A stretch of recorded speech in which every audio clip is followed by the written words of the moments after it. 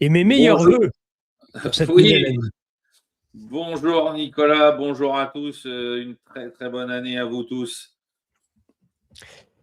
Bien, Sylvain, nous sommes donc en 2026. L'année a débuté fort avec Caracas, le Venezuela, l'intervention américaine. La BBC, me disait-on tout à l'heure, avait interdit à ses journalistes de parler de kidnapping ou de rapt de Nicolas Maduro et qu'il fallait parler non pas d'enlèvement, mais d'arrestation. C'est dire la polémique autour de cette affaire. Est-ce que tu pourrais nous donner déjà, avant qu'on voit un peu savoir s'il y aura un effet de domino dans les semaines et les mois à venir, au moins en Amérique latine, mais peut-être au-delà, avec le Proche-Orient. Ils se sont poussés des ailes, Trump, c'est le moins qu'on puisse dire. Là, ce qui s'est passé au Venezuela ces derniers jours, comment tu l'interprètes, Sylvain? Oh bah, c'est la mise en application du document de la National Security Strategy qui a été qui a été publié en décembre dernier. Voilà, il n'y a pas de, finalement, il n'y a pas de surprise sur ce plan-là. C'est le retour de la doctrine Monroe. L'Amérique appartient aux Américains, sous-entendu aux États-Unis. Donc on a là la mise en action de cette doctrine. Ça faisait un moment avant que ce document soit publié que cette affaire vénézuélienne avait démarré. Ça fait depuis la fin de la fin de l'été, je vais y arriver, début de l'automne, que les Américains ont déployé des forces aéronavales de plus en plus importantes au large, notamment de Caracas. Donc rien de très étonnant. Sinon la forme. Alors après, voilà, il y a ce petit jeu sémantique. Est-ce que c'est une capture? Alors je rappelle que quand on parle de capture, c'est parce qu'on traduit littéralement ce que disent les mots en anglais. C'est capture Maduro. Donc voilà. Alors c'est vrai qu'en français ça passe pas très bien. C'est un enlèvement. Il n'y a pas besoin d'aller chercher midi à 14 heures. Maintenant, la façon dont ça s'est déroulé est aussi très révélatrice, contrairement à ce que beaucoup trop de gens pensent, de l'impuissance croissante des États-Unis par rapport à ce qu'ils faisaient avant, par rapport à leur hubris. Je rappelle la dernière fois qu'ils sont intervenus en Amérique latine sous le prétexte d'arrêter un dirigeant d'un État pour narcotrafic. C'était le camarade Noriega en 1989, au mois de décembre 89, avec l'opération Just Cause qui avait été organisée donc sous la présidence de George Bush père. On avait assisté, alors le Panama, bien évidemment, c'est pas le Venezuela en termes de superficie, ni en termes d'armée, mais néanmoins, les États-Unis, à l'époque, avaient employé des moyens beaucoup plus importants pour occuper le terrain. Ça avait duré presque un mois de combats qui avaient été meurtriers. Il y a des centaines de soldats panaméens ou de policiers panaméens qui avaient été tués, plus d'une vingtaine de soldats américains, des centaines de civils. Enfin bref, ça avait été très très fort, très très dur. Je rappelle qu'à l'époque, l'Union soviétique existait encore, que tout ça avait été condamné au niveau du Conseil de sécurité, à l'ONU, etc., etc. Et que là, on a assisté à quelque chose qui pose beaucoup de questions sur le plan opérationnel entre une partie de, on va dire, l'armée, le gouvernement vénézuélien et les États-Unis, parce qu'il y a eu très peu d'opposition finalement à ce raid. Alors le raid a été très bien organisé, semble-t-il, très bien préparé, avec des informations extrêmement précises qui, semble-t-il, n'ont pas pu être fournies autrement que par des taupes, des gens qui ont été retournés ou achetés. Et donc, du coup, c'est voilà une opération très limitée finalement de décapitation.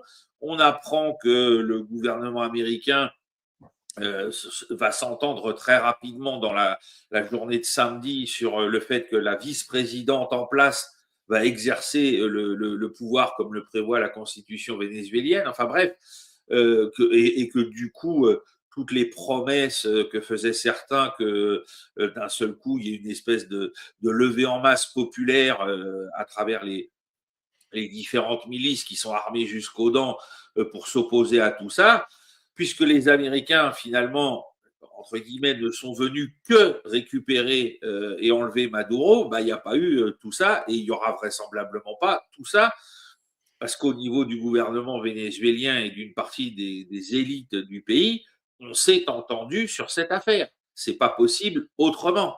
Voilà. Alors, d'un côté, ça fait enrager tout le monde parce que le droit international est foulé aux pieds. Quoi de neuf sous le soleil? Enfin, franchement, je vois pas où il y a nouveauté dans cette affaire. Hein, je rappelle la liste, si on commençait, même ne serait-ce que nous, ici en Europe, à se poser la question. On en est où sur Chypre au niveau du droit international? On en est où sur l'occupation depuis plus de 800 ans de l'Ulster comme partie intégrante du Royaume-Uni par rapport à l'indépendance de l'Irlande? Enfin, faut arrêter de sans arrêt. Moi, je suis d'accord, oui, c'est une violation du droit international. Très bien. Maintenant, ceux qui doivent la dénoncer sont eux-mêmes coupables de connivence avec ces violations-là. Donc, leur crédit pour le faire reste extrêmement limité. Hein, quand on accepte ce qui se passe notamment à Chypre, puisqu'on parle de l'Union européenne, comment peut-on être crédible pour venir dire ah ben non, mais vous n'avez pas le droit de faire ça? On le tolère entre deux pays de l'OTAN, dont un est membre de l'Union européenne depuis maintenant presque 50 ans, depuis 50 ans même d'ailleurs. Alors comment venir aujourd'hui se mettre là sur la table, oui, on est les parangons de vertu, etc. Bon, enfin, voilà, tout ça, c'est le grand cirque moral qui se poursuit, qui est d'ailleurs très intéressant pour en reparler par rapport à ce qu'on a vu depuis 4 ans se faire sur l'Ukraine, parce que là aussi, ça en dit très long sur qui travaille pour qui. Mais pour les États-Unis, c'est donc l'application de la doctrine rebaptisée Monroe par Donald Trump lui-même, hein, c'est-à-dire s'occupe de... Bon, Monroe, c'est un peu ancien, ça date du début du 19e siècle, les gens s'en souviennent pas forcément. Donc, je vais parler de ma doctrine à moi, de Donald Trump. Et peut-être a-t-il raison de faire ça, parce que là, la grande différence, contrairement à ce qu'on a vu auparavant en Amérique latine, quand les États-Unis débarquaient pour faire le shérif, c'est que ça se déroulait dans des circonstances, je le rappelais pour le Panama, qui étaient beaucoup plus violentes et beaucoup plus désastreuses et qui correspondaient à des véritables changements de régime où ils amenaient avec eux dans leurs valises d'autres dirigeants potentiels. Là, ce qui est très, très ironique et qui, moi, vu que je suis un taquin, m'a beaucoup fait rire, c'est quand on a demandé à Donald Trump « Et Madame Machado, qu'est-ce que vous en pensez ?» Ah mais non, mais elle est discréditée. Elle m'a piqué mon prix Nobel. Elle m'a piqué mon prix Nobel, oui. Et parce que Donald Trump sait très bien que Madame Machado est une... et je ne veux pas dire un agent au sens stipendié, mais pas loin, des néocons américains qui sont les ennemis de Donald Trump. Donc c'est pour ça qu'il ne veut pas en entendre parler et qu'il a probablement été capable de mettre en place quelque chose de différent en profitant, parce que les gens qui, c'est pareil, sont là à nous dire Maduro, Maduro, bah oui, c'est très bien, sauf que Maduro, si ça s'est déroulé comme ça signifie bien que une partie, je dis bien une partie du peuple vénézuélien ne le suit plus depuis des années et des années. Hein, je pense qu'une opération comme ça n'aurait jamais pu avoir lieu contre Hugo Chavez. Là, contre Maduro et par rapport à son ineptie dans sa gestion du pays, il a cristallisé contre lui des gens qui n'ont pas voulu mourir pour lui, que ce soit dans l'appareil d'État ou que ce soit au sein de la population. Et donc, c'est pour ça qu'on n'a pas assisté à un débarquement en force des États-Unis. Mais c'est aussi, c'est ce que j'explique dans mon dernier livre, c'est aussi parce que les États-Unis n'ont plus les moyens militaires de mener des opérations d'une envergure aussi importante que ce qu'ils pouvaient faire autrefois. Parce que notamment, je l'explique dans mon livre, le corps des Marines. La fin de la domination américaine, en tout cas, tu en parles, oui. Voilà, le corps des Marines est en pleine restructuration pour affronter potentiellement un jour la Chine. On lui a enlevé ses moyens lourds. aujourd'hui, il n'aurait pas été en capacité, sans que ça devienne un véritable bain de sang, de débarquer avec perte et fracas sur les côtes vénézuéliennes. Donc c'est aussi un changement de régime quelque part qui est low cost, alors qui fonctionne très bien parce qu'on a su payer les éléments clés du régime de Maduro, mais c'est aussi montrer qu'on n'est pas capable, on n'est plus capable de jouer la politique de la canonnière, et peut-être aussi, parce que j'en fais crédit potentiellement à Donald Trump, qu'on n'a plus envie de se lancer dans des choses qui finissent toujours par se retourner contre vous au niveau de la population qui rejette l'idée que ce soit quelqu'un de l'étranger qui vienne s'installer avec les GIs ou les Marines à la tête de leur pays. Je pense qu'aux États-Unis, il y a quand même des gens intelligents qui se sont dit tout ça, ça a fonctionné en termes d'efficacité plus ou moins au cours du XXe siècle, hein, parce qu'il y a quand même eu aussi des ratés. Je rappelle la baie des cochons, puisque je pense qu'on parlera de Cuba tout à l'heure. Et là, il faudrait peut-être qu'on arrête avec ça parce que on va déjà que là, bon, il y a quand même des gens qui sont là à crier à U et à Dia. Le mieux, c'est d'aller s'emparer juste de la personne qui nous pose problème. Il y a même des gens qui disent que Maduro, vu la tête qu'il fait sur les photos, c'est pas si mal pour lui qu'il se soit fait attraper. Certains vont même jusqu'à évoquer qu'il serait, que ce serait une mascarade. Alors là, je ne m'aventurerai pas sur ces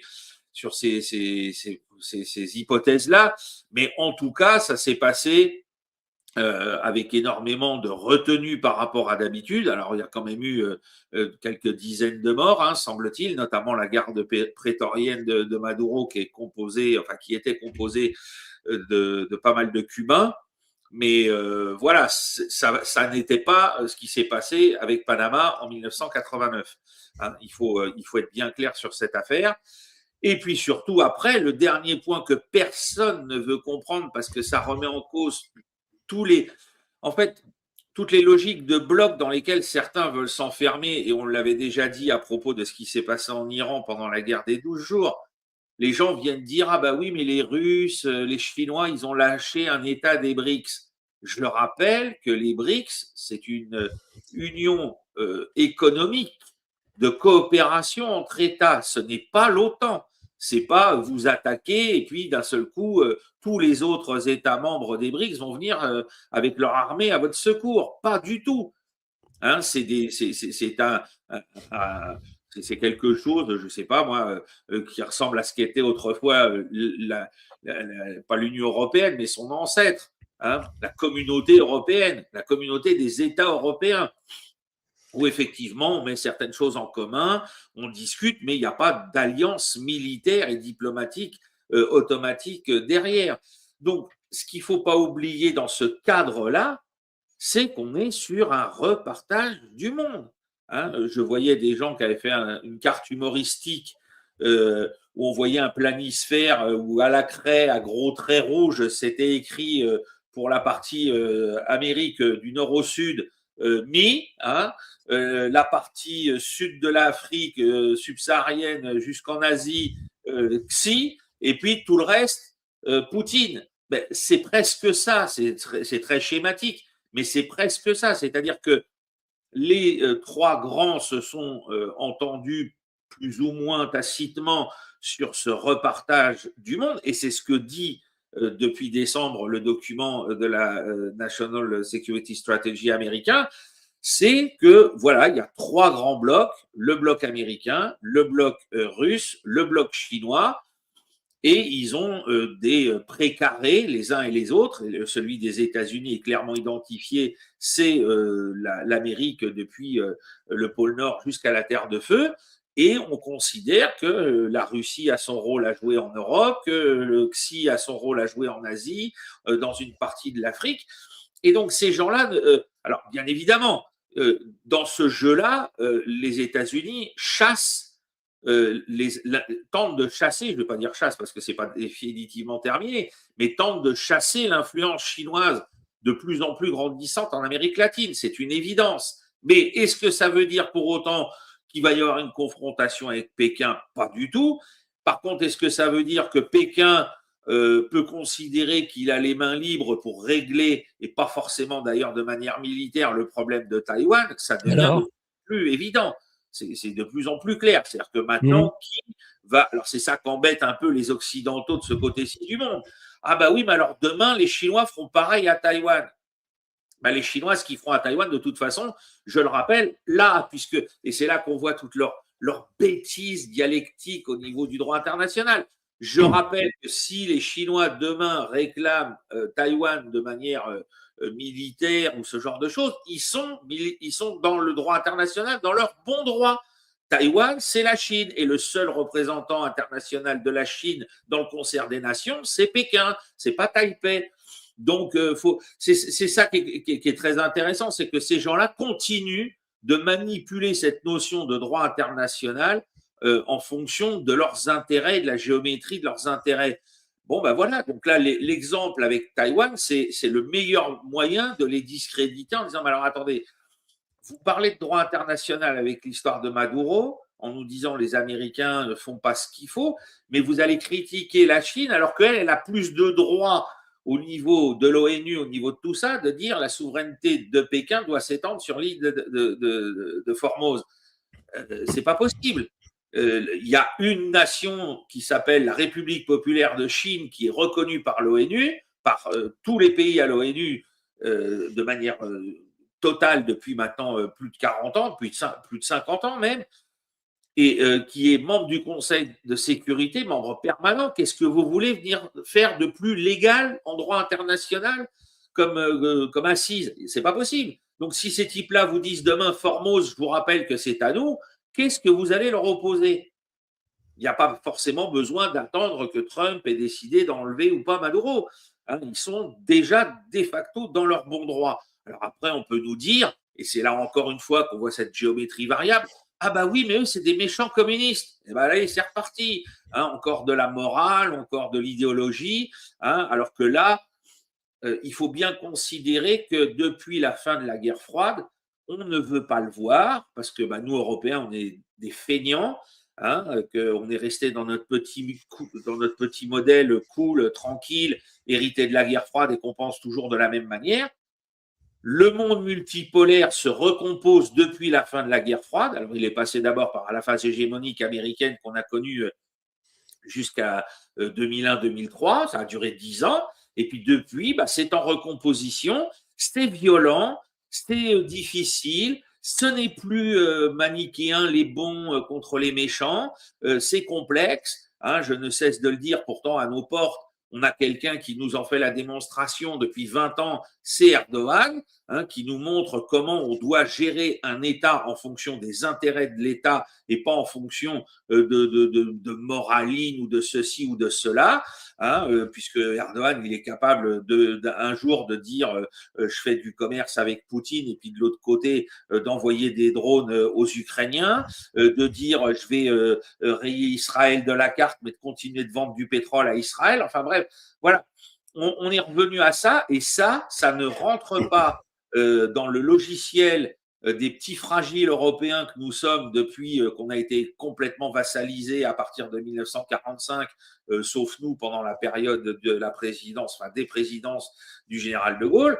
Et donc là, tout le monde est là, mais comment ça se passe et tout. Enfin voilà, on est complètement paumé parce que là, on est face à l'exercice de la puissance. Voilà, on va y retourner. Soyez prêts parce que ça va continuer de tanguer. Demain, quand il dit je veux le Groenland, il aura le Groenland. Hein, et d'ailleurs, ah oui, pour toi, demain, il va récupérer le Groenland. Et oui, parce qu'il en a besoin. Ils en ont besoin. Ah bah tiens donc. Ils en ont besoin. Donc, alors après, je ne te vends pas une formule en te disant ce sera de telle ou telle manière. Mais les types vont céder. Qu'est-ce que tu veux leur opposer? Puisque nous, on a nié l'idée que la puissance était quelque chose de naturellement légitime. La puissance, c'est mal, hein, sous prétexte que nos cousins d'outre-Rhin ont fait n'importe quoi avec le concept de puissance au début du XXe siècle. On a dit, ah ben non, nous, on veut surtout plus être puissant. C'est pas bien, la puissance. Ah là là, c'est pas bien. Ben oui, mais sauf qu'on est les seuls à avoir dit ça. Hein. Il n'y a que nous. Hein. Je rappelle que les Chinois qui ont perdu 20 millions de morts pendant la Seconde Guerre mondiale, ils n'ont pas dit pour ça, ah ben non, on veut pas de puissance. Au contraire, ils ont dit, vu ce qu'on a payé comme prix de notre impuissance avant la Seconde Guerre mondiale, on va pas y retourner. Hein, et la puissance, on en veut. Hein, et autant qu'on pourra, on en prendra pour se défendre et se protéger. Nous, on a dit tout le contraire parce qu'on est des chiffres molles. Bon, ben voilà. Donc là, j'entendais les déclarations de la première ministre danoise, mais non, mais on va trouver un terrain de discussion, il n'y a pas besoin d'en passer par la violence. Oui, l'autre, il va te passer un coup de fil, il va te dire, bon, c'est bon, je peux mettre le Star Spangled Banner sur l'île ou pas? Et puis c'est tout. Alors peut-être qu'il n'y aura pas besoin d'envoyer un commando enlever Jean-Noël Barrot ou Emmanuel Macron ou que sais-je, mais ou Madame van der Leyen pour contraindre l'Union européenne à accepter tout ça. Moi, par contre, je suis favorable à l'idée de Dimitri Medvedev. Hein. S'il peut envoyer l'espèce naze enlever Merz, alors là, ça me ferait énormément rire. Je parle de ça, c'est une boutade, mais je trouve l'idée exceptionnelle. Et c'est d'ailleurs aussi très intéressant parce que des gens ils disent mais tu veux pas prendre Macron? Mais pour les Russes, les maîtres de l'Europe de l'Ouest, c'est les Allemands. Donc ils n'ont pas envie d'enlever Macron. Bref, donc il va prendre le Groenland. Demain, bien évidemment, il va régler son compte à Cuba parce que de toute façon, ils ont tellement asséché l'île de toute vitalité qu'il reste plus qu'à la récupérer comme c'est plus un fruit mûr là, c'est un fruit complètement avarié. Ils ont fait comprendre aux Colombiens qui d'ailleurs ont joué un rôle, moi je trouve un petit peu mi-figue mi-raisin dans l'affaire avec le Venezuela, que s'ils continuaient aussi à faire les fortes têtes, ils allaient s'en prendre une, et puis qu'alors eux, pour le coup, les accusés de narcotrafic, ça va être très simple, hein, alors que pour Maduro, on sait très bien que c'est un prétexte complètement bidon. Hein, il y a à peine 8% de la drogue qui transite par le Venezuela, et notamment la cocaïne, qui va vers les États-Unis. Donc, ce n'est pas le problème essentiel pour le contrôle de la drogue aux États-Unis. Le vrai problème, c'est le Mexique. Et je salue mon ami Gérard Boyadjian qui m'a fait un petit incentive là-dessus l'autre jour en m'expliquant que de toute façon, le problème des narcotrafics avec les États-Unis, c'est pas la drogue. Et ça, on l'a vu avec la guerre en Ukraine, ça corrobore ces informations, puisque lui passe une grande partie de son temps au Mexique.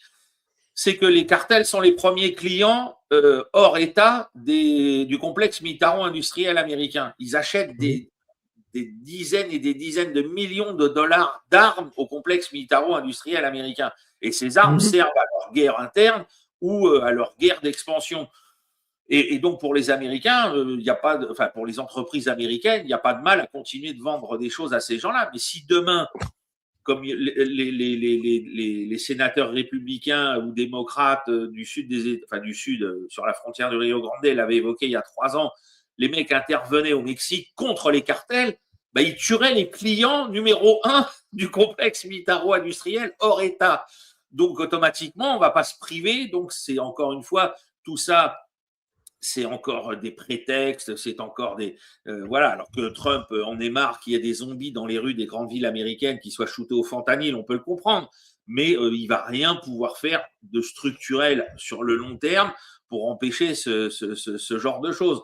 Hein, parce que là, il faudrait envahir le Mexique, faudrait remettre tout à plat. Enfin, c'est complètement inimaginable et infaisable de toute façon.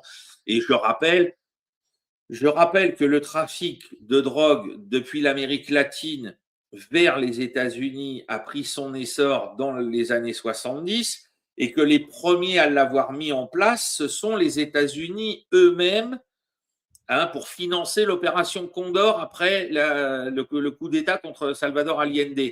Hein, tout ça est documenté. Et que même dans les années 80, quand ils ont continué d'essayer de lutter contre les grands cartels, ils ont perdu un agent qui s'appelait Kiki Camarena. Il y a un magnifique documentaire sur Amazon Prime qui raconte cette histoire.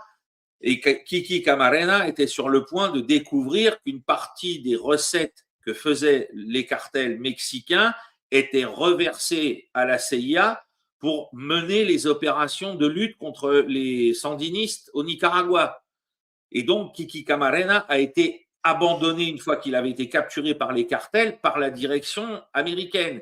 qui a préféré qu'il soit liquidé par les cartels plutôt que d'être médiatisé et qui révèle la vérité de ses découvertes. C'est-à-dire que le gouvernement américain, et notamment la CIA, avait partie prenante dans le trafic.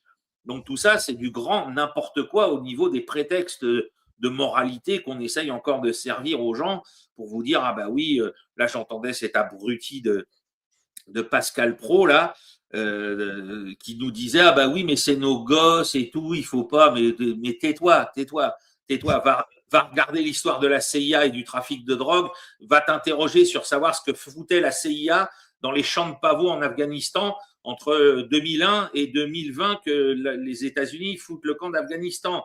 Hein, essaye de réfléchir, Pascal. Hein, ces gens-là sont des débiles. La CIA a toujours utilisé le trafic de drogue, que ce soit en Asie du Sud-Est pendant la guerre du Vietnam, que ce soit donc là en Afghanistan plus récemment, pour financer ces opérations hors de toute portée du contrôle du Congrès des États-Unis. Et donc en Amérique latine, c'est exactement la même chose qui se passe.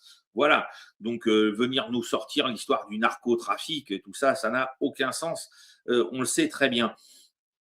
Donc aujourd'hui, voilà, les trois grands se sont partagés le monde. Hein, donc je pense que l'ami Zelensky doit faire de l'huile, parce que c'est ce qu'il ne faut pas oublier, c'est que lui aussi, son tour arrive. Hein, c'est-à-dire qu'on peut parler de Cuba, on peut parler de la Colombie, mais ça signifie aussi à Zelensky, tu sais, si Moscou nous a laissé faire ce qui vient de se passer à Caracas, toi, ton tour arrive aussi de ce côté-là de la sphère d'influence russe. Hein.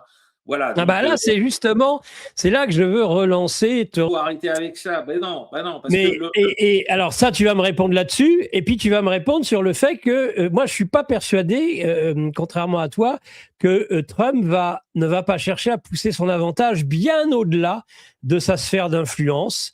J'en veux pour preuve l'Iran et j'en veux pour preuve l'Ukraine. Et ça m'intéresse de voir comment tu réponds à ça. Alors, une fois encore, je refais de la pub pour mon bouquin. Les États-Unis, et puis pour le bouquin d'Emmanuel Todd. On en parle à la fin aussi, d'ailleurs. Pour le bouquin d'Emmanuel Todd, La défaite de l'Occident, les Américains, ce n'est plus l'Amérique de 89, de George Bush père, triomphante après 8 années de réaganisme, avec un rebond économique, notamment dans le domaine de la finance colossal, qui avait coûté cher, parce qu'en 88, je le rappelle, il y a eu un petit crash boursier qui avait laissé quelques traces. Bref, et puis avec une armée énorme, des moyens colossaux pour éventuellement affronter l'Union soviétique, on n'en est plus là du tout, hein, plus du tout. Et donc aujourd'hui, c'est pour ça qu'on se limite à des coups de force low cost. Hein. C'est pour ça que là, on enlève un dirigeant, pour ça qu'avec le Groenland, qu'est-ce qu'il y aura besoin de faire?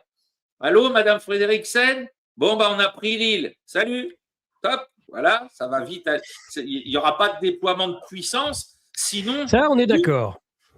Qu'est-ce que le Danemark va faire? Il va envoyer Jean-Noël Barrot avec Glucksmann, Enthoven, BHL, faire une légion des volontaires pour se foutre sur la banquise. Bon, enfin, tout ça, c'est risible au possible. Non, ce repartage auquel nous sommes en train d'assister de manière spectaculaire, il ne va pas déboucher sur des guerres, parce que justement, enfin des guerres entre ces trois groupes, peut-être qu'à l'intérieur de ces groupes-là, peut y avoir des problèmes de proxy ou ce genre de choses. Mais entre eux, ils ont tout intérêt, et c'est ce que Trump a vendu à tout le monde, à ne surtout pas s'affronter militairement. Et c'est surtout ce qui intéresse les États-Unis, qui, comme je l'explique dans mon livre, sont en pleine restructuration militaire, et que cette restructuration militaire, elle est à minimum 5 à 10 ans. Donc, c'est certainement pas maintenant que les États-Unis pourraient se dire on va s'affronter à l'un ou à l'autre. Aujourd'hui, Trump continue, je le rappelle, parce qu'il ne parle pas, quand il est dans son avion, quand il est en conférence de presse, en gros, nous, Européens, faut qu'on comprenne, hein, c'est comme mes gosses, quand je leur parlais, là, mes grands-enfants, là, ils me tendaient la main, là, parle à ma main, papa, parle à ma main. Voilà, Trump, nous, il s'en fout de nous. Il n'en a plus rien à faire. Alors, devant le peuple américain, il dit « Ah non, Poutine, il n'est pas gentil, vous comprenez, il tue encore du monde. » Mais il sait très bien qu'il ne peut rien faire contre les Russes en Ukraine, Je rappelle que les Ukrainiens, parce que les gens me disent « Ah oui, il y a encore du matériel américain ». Alors, je l'ai expliqué en fin d'année dernière. Le peu de matériel américain qui est encore rentré récemment en Ukraine, c'est du matériel dont les crédits et les expéditions avaient été décidés avant le 20 janvier 2025 par Biden. Il n'y a plus rien au niveau de la défense antiaérienne en Ukraine. Ça se voit dès que les Russes lancent une attaque de missiles coordonnée avec les drones. Voilà. Et puis surtout, j'invite nos téléspectateurs à aller faire un tour sur le blog de Veille Stratégique après l'émission. Hier, on apprend que, qui a encore été, alors pas vraiment complètement limogé, mais évacué de son poste à la tête du SBU, Maliouk, le gars qui a été l'orchestrateur, l'organisateur, notamment de la grande opération Spiderweb contre les bombardiers stratégiques russes l'été dernier.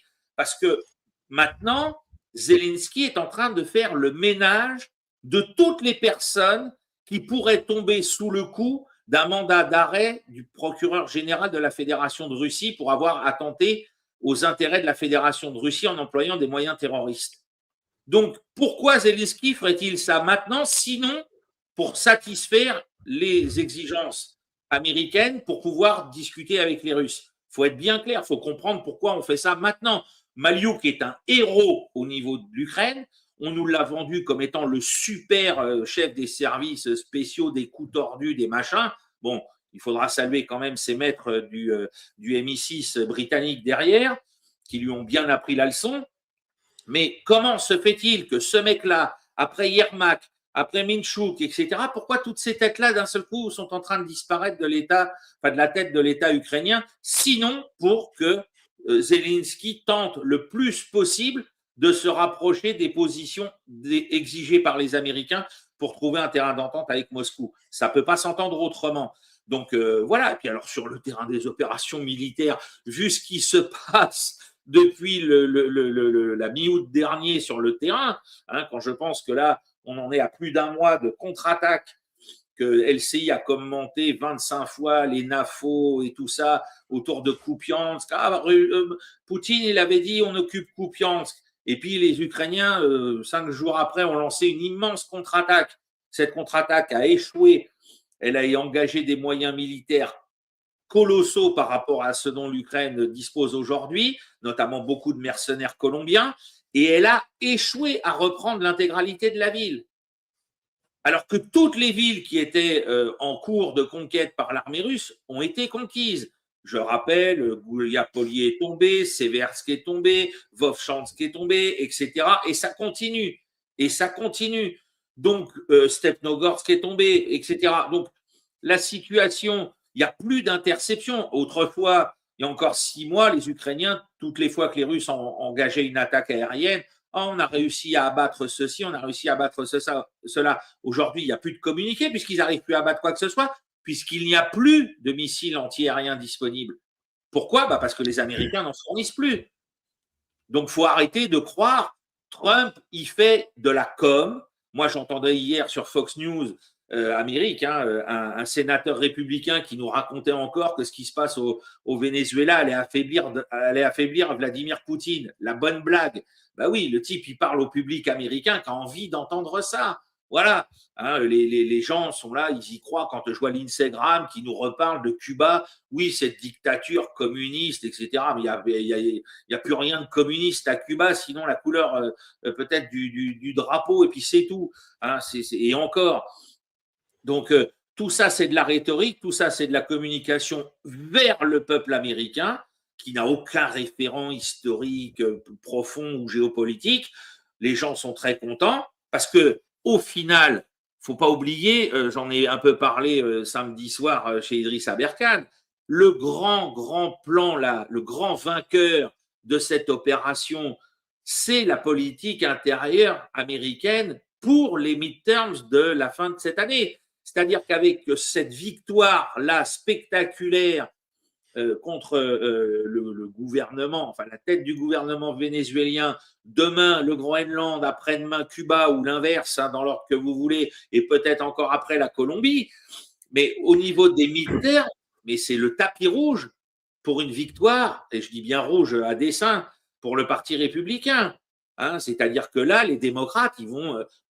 Est-ce que vous avez entendu parler du fait que des sénateurs et des représentants démocrates ont voulu ou vont lancer une procédure de destitution de Donald Trump par rapport au fait qu'il a mené cette opération contre Maduro? Vous imaginez, Je rappelle que, toute chose étant comparable, le Parti démocrate était au pouvoir quand il y a eu l'opération de la baie des Cochons en 1961.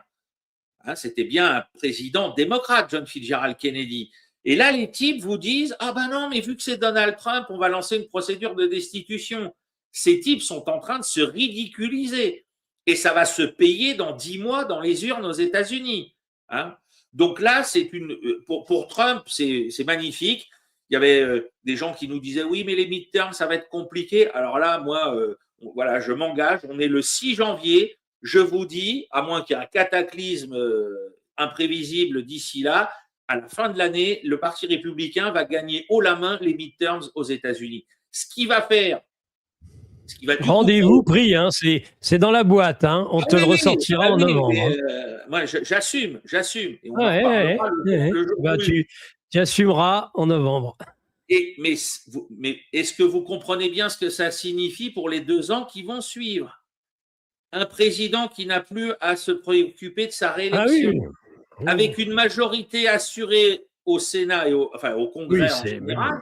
Je ne sais pas si vous imaginez, là, ce qui s'est passé avec le Venezuela, c'était les appetizers, c'était le début. Le gars, il va faire ce qu'il veut. Et il va surtout préparer le terrain pour J.D. Vance pour les années suivantes. Voilà. Donc moi, l'histoire aujourd'hui de ce que Trump fait avec Poutine, oui, je suis pas content, il y a beaucoup de morts. Il nous le sert depuis 1 an et demi, cette histoire. Si j'avais été là, il n'y aurait pas eu cette guerre. Bon, c'est bon, Donald, on a compris. Je rappelle que, n'oublions pas, dans le discours qu'il a tenu pendant la conférence de presse samedi soir, il a mené des charges à nouveau, comme après l'opération Midnight Hammer contre soi-disant le complexe nucléaire militaire iranien, des charges contre les administrations démocrates précédentes. On était autant dans la politique étrangère et la politique extérieure et la grande géopolitique que dans les affaires les plus sordides de la politique intérieure américaine. Il n'a pas pu s'empêcher de rappeler, moi j'ai en gros des couilles et j'ai été capable de conformer mes actes à mes paroles. Les démocrates avaient fait ceci, cela, ils n'ont jamais été capables de frapper. Obama ceci, Obama cela. Donald Trump a aussi joué un coup de politique intérieure majeur avec cette histoire de Maduro. Il ne faut pas le perdre de vue. Donc après qu'il lie à ça les histoires avec Poutine et tout, bon voilà, ça sera pour vendre. Je rappelle, Donald Trump est le VRP de la défaite de l'Occident en Ukraine. Il est là pour la faire passer. Il est là pour la faire digérer et pour faire de telle sorte, surtout, à ce qu'elle ne retombe pas symboliquement sur les épaules des États-Unis d'Amérique. Donc, c'est pour ça qu'il tient ce genre de discours. C'est certainement pas parce qu'il va aller casser les pieds à Vladimir Poutine par rapport à ce qui est en train de se passer. Voilà. Alors, je vais revenir à la charge parce que tu n'as pas répondu ou je ne me suis pas bien exprimé. Je me suis mal exprimé. Je te relance. Alors, déjà, sur le jeu de chaises musicales ou les modifications en effet à des postes essentiels en Ukraine, on est d'accord, sauf que je te demanderais de te positionner par rapport à Boudanov, qui donc remplace Yermak, qui me semble pas être quelque chose qui va dans le sens des négociations avec la Russie. Bon, mais ça, à voir. J'en reviens à ces 3 points de friction, et tu n'as pas répondu sur l'Iran, sur lequel le jeu des grandes puissances peut conduire à des guerres et à des guerres majeures. Il y a Taïwan, mais Taïwan, au-delà de Taïwan, c'est le Japon, et je pense que le problème, c'est qu'il y a un vrai lieu d'affrontement possible entre les États-Unis et la Chine à ce niveau-là. Je pense qu'au niveau de la Russie, il y a ce problème européen dont Trump nous dit quand même dans sa doctrine que l'Europe est vitale au développement des États-Unis. Donc là, par rapport à l'expansion et à l'empire américain, il y a un problème avec la Russie. Et puis l'Iran, où, eh bien là, avec la politique particulière des États-Unis vis-à-vis d'Israël, il y a à nouveau un risque d'affrontement où, à mon avis, ça ne se passera pas en Iran comme ça s'est passé au Venezuela. Et je ne pense pas que Chine et Russie resteront inertes s'il y avait demain un changement de régime, ou en tout cas une tentative de changement de régime en Iran, ou alors ça voudrait dire quand même que l'empire américain est en train de s'étendre. Et donc je termine juste, je me demande, j'ai pas de certitude, hein, je me demande si la grande différence qu'il y a quand même entre les trois grandes puissances dont à juste titre tu parles, c'est que deux empires sont des empires régionaux qui, eux, accepteraient la logique qui est la tienne. Un empire régional chinois, un empire régional russe, qui accepterait de limiter sa puissance, mais je m'interroge encore sur ce que représentent les États-Unis d'Amérique. Les États-Unis d'Amérique, n'est-ce pas un empire mondial qui portera la guerre dans le monde parce que dans son ADN, ce n'est pas quelque chose qui se réduira, ne pourra jamais se réduire à la doctrine Monroe ou Donroe, si en effet on la rebaptise Donroe, parce qu'ils ont une dimension mondiale qui, elle, est porteuse de guerre. C'est la question que je te pose, et revenir, si tu veux bien, quand même à un moment donné sur l'Iran. Alors, on va commencer par l'Iran. Aujourd'hui, en Iran, on assiste à des manifestations plus ou moins violentes dans certaines villes du pays qui, si on compare avec les précédents moments où il y a eu ce genre d'éruption populaire, sont, semble-t-il, déjà… alors, je ne parle pas de la violence, hein, mais je parle du nombre de personnes qui descendent dans les rues, et notamment dans les grandes villes. Il y a quand même, les gens le reconnaissent, moins de monde. Hein, c'est moins numériquement important que ce à quoi on a pu assister il y a 6 ou 7 ans. Bon, voilà. Le régime semble pas s'essouffler pour le moment, je dis bien pour le moment, et la répression reste limitée par rapport justement au fait qu'elle n'a pas face à elle une masse populaire avec des millions de types, comme en 79, quand les États-Unis ont laissé Khomeini prendre le pouvoir.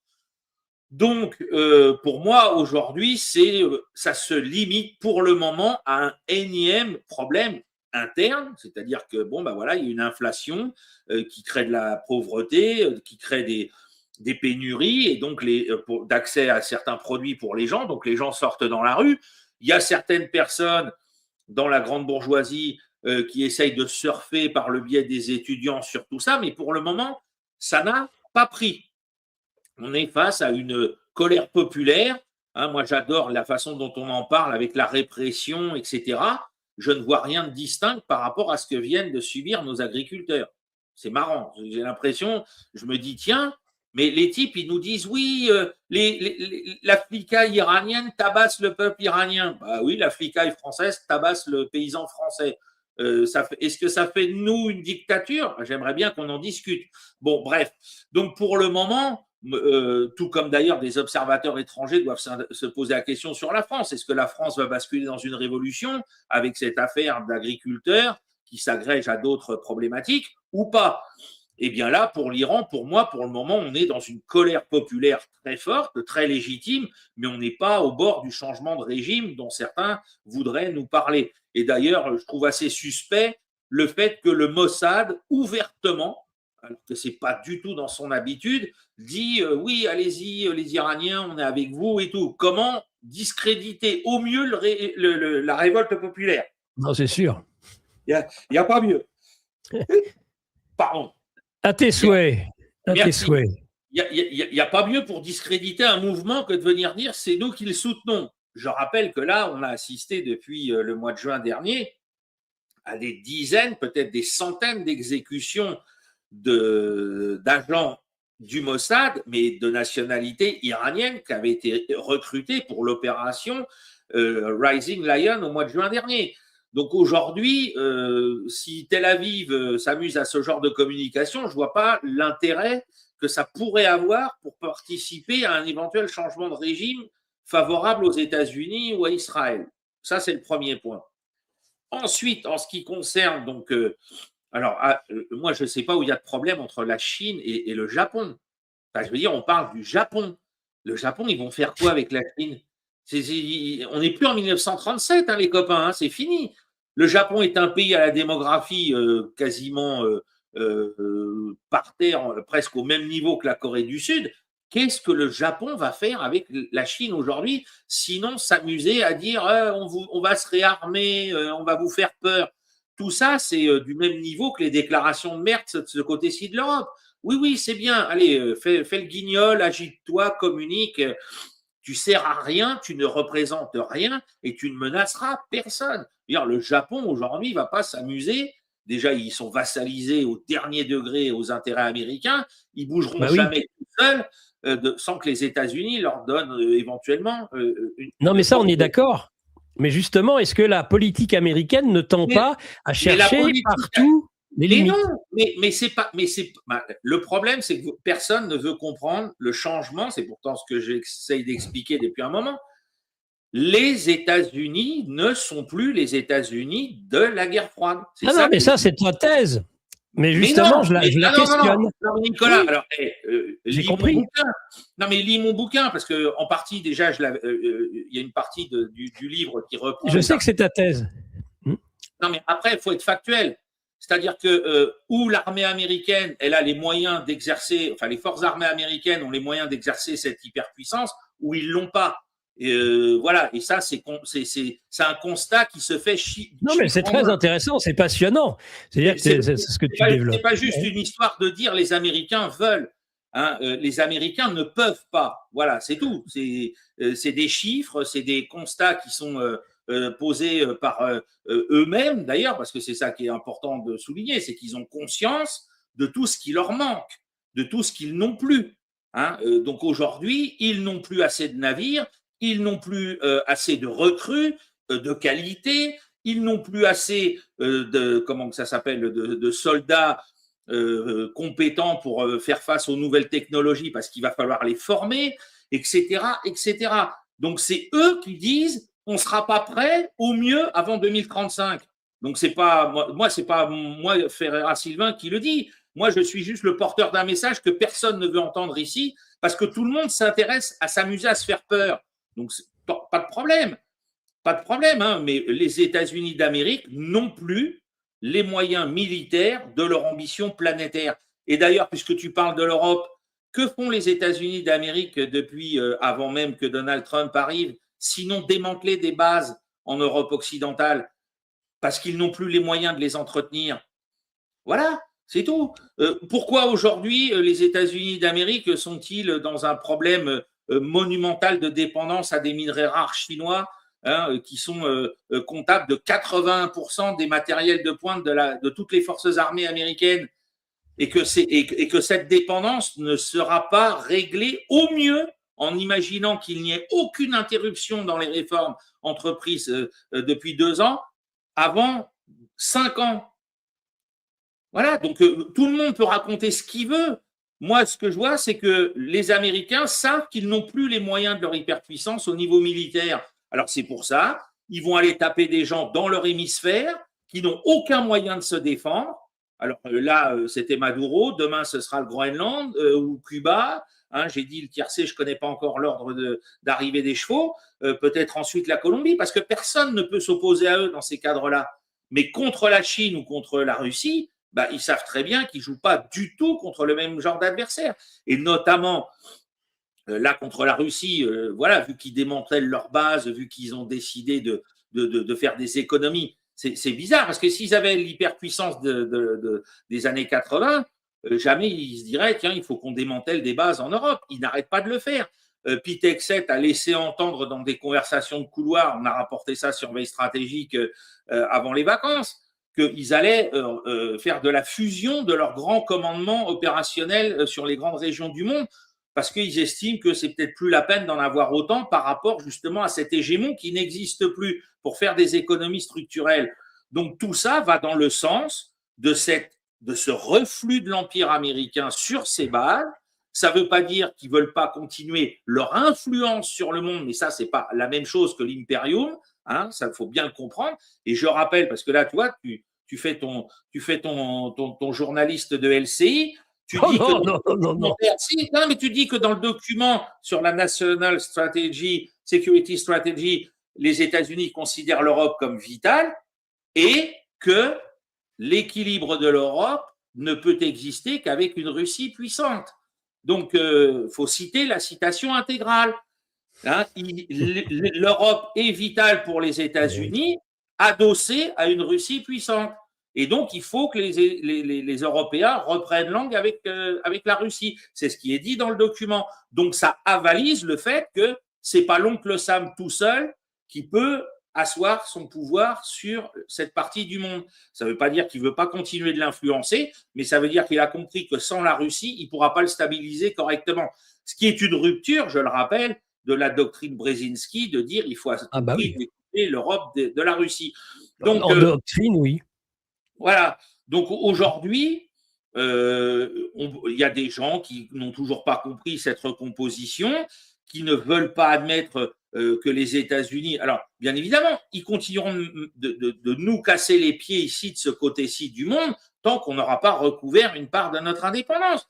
Ça, c'est certain que nous, on restera les dindons de cette immense recomposition parce qu'on ne veut pas avoir notre droit au chapitre puisqu'on ne veut pas l'exercer. Donc, ils vont continuer, de nous traiter comme des larbins. Ça ne fait pas l'ombre d'un doute. Mais pour les autres, ils vont continuer de discuter du fort au fort et de s'entendre du fort au fort dans un concert des nations qui ressemble, je ne cesse de le dire, à ce qui s'est passé en Europe après les traités de Westphalie en 1648.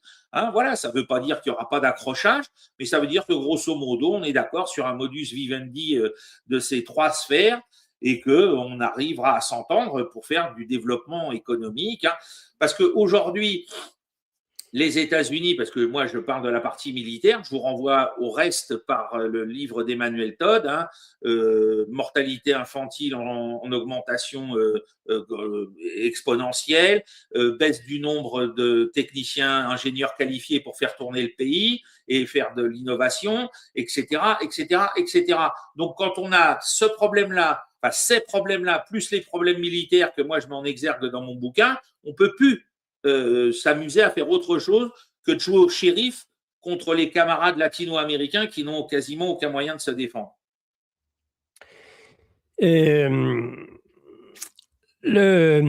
Moi, mais on aura l'occasion, on va avoir l'occasion, donc je l'annonce, hein, vendredi à 19h en plateau sur la grande émission, nous aurons Sylvain, et j'espère bien qu'on aura à ce moment-là nos nouveaux studios.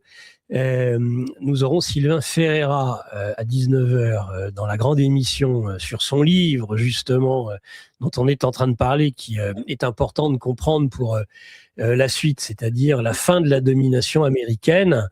Voilà, Sylvain Ferreira. Je reste, peut-être qu'on va y revenir après, parce que j'ai encore une question, je veux encore un peu titiller puisque Paul-Marie Couteau n'est pas encore arrivé sur ce point, c'est l'historien que tu es, avant d'être un analyste de géopolitique, l'historien que tu es, tu devrais savoir quand même que ces politiques de puissance telles qu'elles ont pu exister à une certaine époque au XXe siècle en Europe, entre des empires, se terminent toujours mal, se terminent par des guerres. Elles ne se terminent pas par le doux commerce, comme je viens de te l'entendre dire. Mais justement, c'est là la notion de géographie qui est cardinale à prendre en compte. Là, on n'est plus en train de parler des empires européens dont les frontières sont collées les unes aux autres. On est en train de parler d'empires régionaux, de sphères d'influence à l'échelle du monde, avec bien évidemment dans ces sphères d'influence des États qui ont leur autonomie, hein, etc. Parce que là, que disent les Américains aux Sud-Américains et aux Latino-Américains?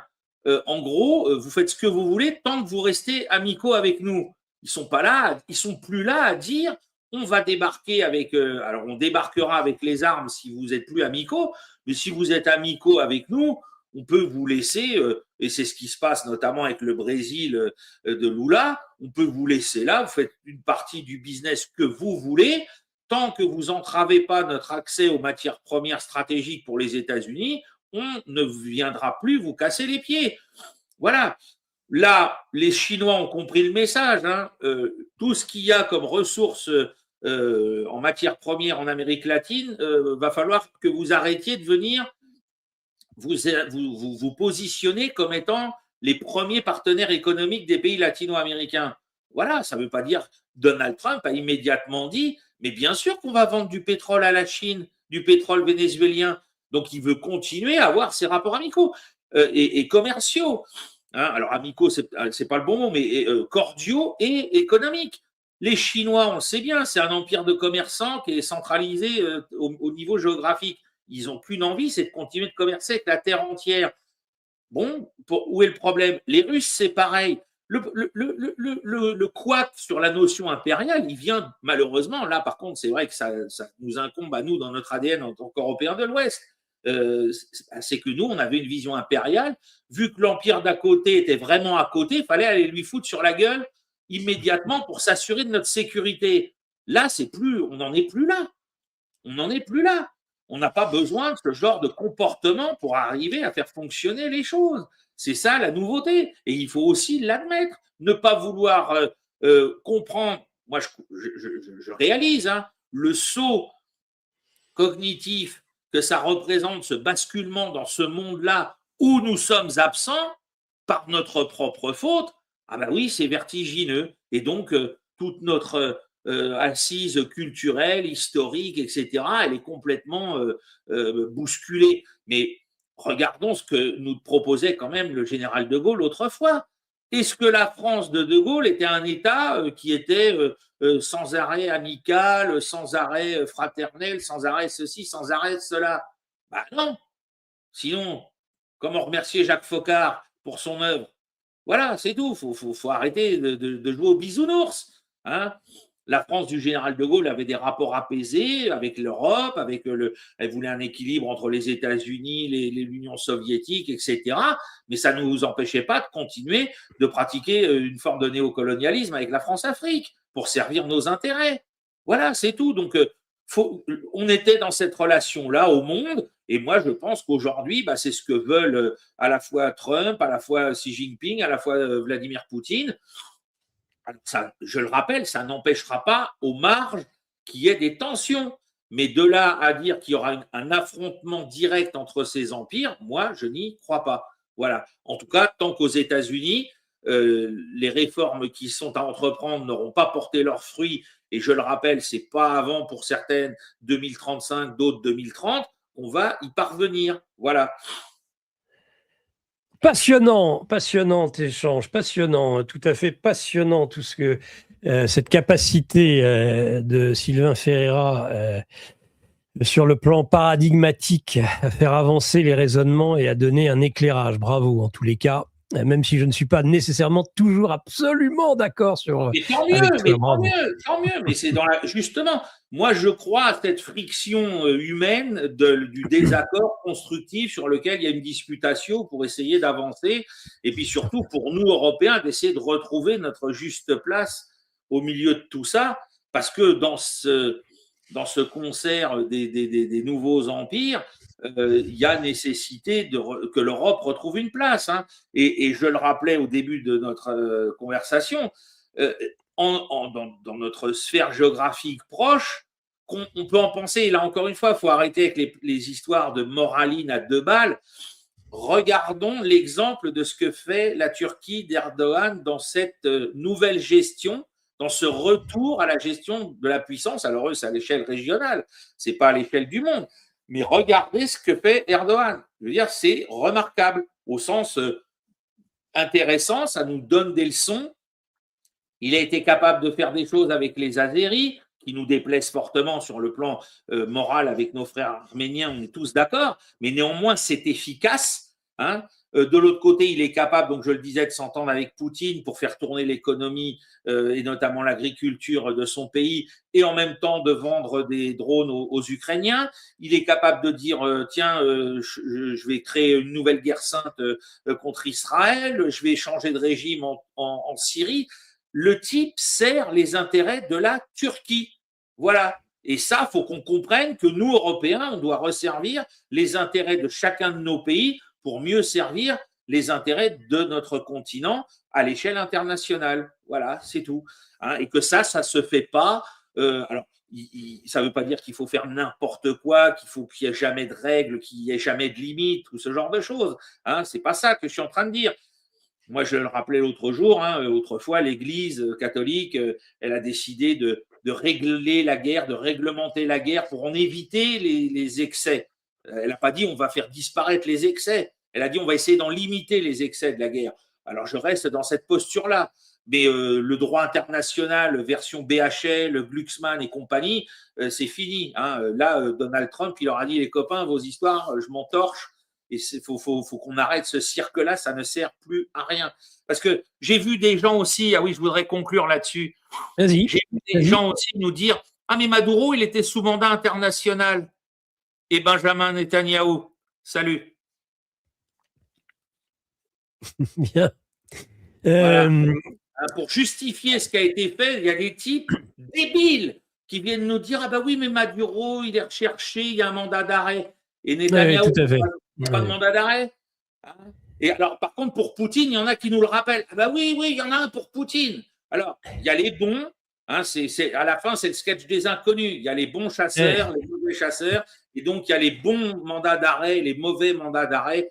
Au bout d'un moment, il va falloir qu'on en termine avec toute cette mascarade qui obscurcit les esprits et qui empêche donc d'abord de penser, puis ensuite d'agir correctement. Sylvain, on termine sur ton livre. Donc, si vous le voulez bien, hein, voilà, sur la fin de la domination américaine. Voilà. Donc, il est dispo sur The Book Edition et on a fait ce qu'il faut pour qu'il y ait un ISBN. Et donc, si vous voulez le commander depuis votre libraire, vous pouvez également le faire depuis le début de l'année. D'accord. Bon, voilà. Si vous voulez tout comprendre aux enjeux du débat qui vient de se développer aussi aujourd'hui, là, c'est tout à fait important parce qu'on se dit, la fin de la domination américaine, son livre est à contre-courant de ce qui se passe avec le Venezuela. Mais non, justement, il explique ça très bien. On a compris aujourd'hui les thèses et les nouveaux paradigmes que cherchait à inscrire Sylvain Ferreira dans le débat, et c'est très éclairant. Et donc pour ça, pour bien le comprendre, il faut faire comme moi, il faut lire La fin de la domination américaine, livre essentiel. Voilà. Très bien. Eh bien, écoute, formidable. Formidable, Sylvain. Merci à toi pour cette participation. Et donc, on se dit à vendredi, 19h, en direct. À vendredi. Donc, tu me diras dans quel studio. J'aimerais le savoir. Je pense qu'on devrait y être. On est bien parti pour être dans les tout nouveaux, tout beaux. Ils vont être magnifiques. Tu vas être impressionné. Voilà. Bon, ok. Parfait. Très bien. Merci à toi. Et puis, encore une très bonne année à tous. Et pour ceux qui s'en inquiétaient, les bulletins de veille stratégique reprennent jeudi sur une base d'un bulletin par semaine, tous les jeudis à partir de jeudi qui vient. Voilà. Très bien. Et on voit que, en tout cas, les capacités de développement, d'analyse de Sylvain vont bien au-delà, on l'a pu le constater aujourd'hui, de l'Europe de l'Est et de l'Ukraine. Merci Sylvain, un grand merci à toi. Donc évidemment, veille stratégique, c'est aussi essentiel que le livre sur la fin de la domination américaine. Merci Sylvain, excellente journée.